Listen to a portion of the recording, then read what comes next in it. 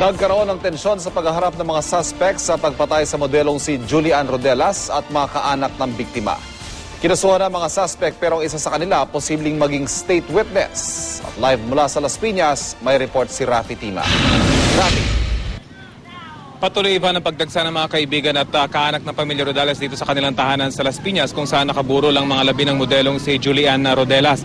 Bagamat tumulan kanina at masikip ang lugar sa payak na tahanan sa mga pamilya, ituloy-tuloy na ang kanilang pakikiramay kasabay ang panalangin at tuloy na mabigyan ng katarungan ang pagkamatay ni Julian sa pagkakaresto nga sa mga pangunahing suspect sa krimen.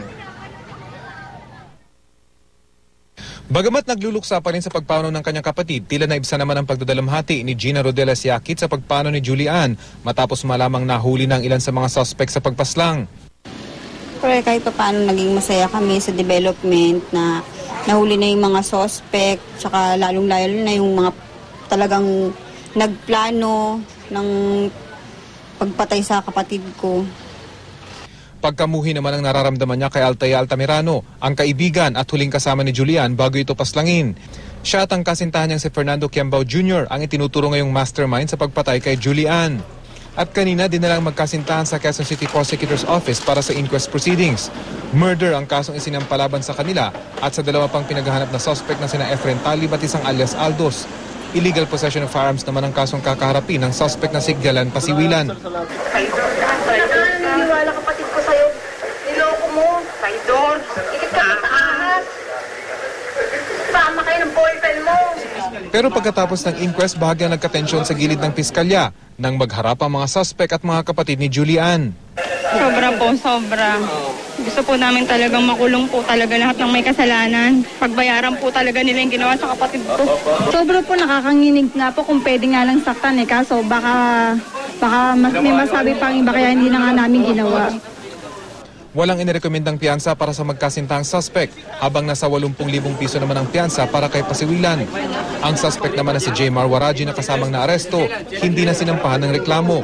Siya ang nagturo kina Altamirano at Quiambao ng mga utak di umano sa pagpatay kay Julian. Dahil dito, posible siyang maging state witness sa kaso. Kasama ako sa pagdukot pero pagkapunta namin dun sa hideout, labas ako, sir. Di ko kaya ng ganun, sir. Di kaya ng konsensya. Sino bumaril? Malinis ang konsensya ako, sir. Handa ka ba maging state witness? Yes. Lahat ng mga sinabi mo? Opo. Paninindigan ko. Kinausap yung pamilya nga at i-utilize yun as witness. Siya magiging testigo para mapatunayan talaga na si Altia, GR at sa dalawang may kasalanan. Iginit naman ni Quiambao na hindi siya dapat madiin sa kaso. Tanging kasalanan ko dyan, ako boyfriend. Wala naman akong kinalaman talaga dyan. Well, the truth will set me free. Patuloy namang nananawagan Ivan ang pamilya Rodelas sa mga nakakaalam sa kinaroroonan ng dalawa pang pinaghahanap na suspect na sina Efren Talibatisang alias Aldos na makipagtulungan sa mga pulis para sila ay maaresto. Sa ating pakikipag-usap kanina sa pamilya ay nakakatawa na sila at nakakapagbiro matapos itong masakit na pagkawala ng kanilang bunsong babae. Pero ang kambal na lalaki nitong si Julian ilag pa rin sa media at labis ang pagdaramdam sa pagkawala ng kapatid. Samantalang isa pa niyang kapatid na lalaki may panawagan sa kaibigan at pangunahing suspect sa pagkamatay ni Julian na ilantad na ang katotohanan at umamin na sa kanilang ginawang krimen. Kasi malakas yung ebidensya nagtuturo sa kanila. Kaya wala silang magagawa. Kaya mas mabuti pang umamin nila sa baka mas magaan pang makuha yung parusa. Kasi kung patuloy kayo magmamatigas, wala rin kayong magagawa. Kagastos lang din kayo. Patuloy magmamatigas.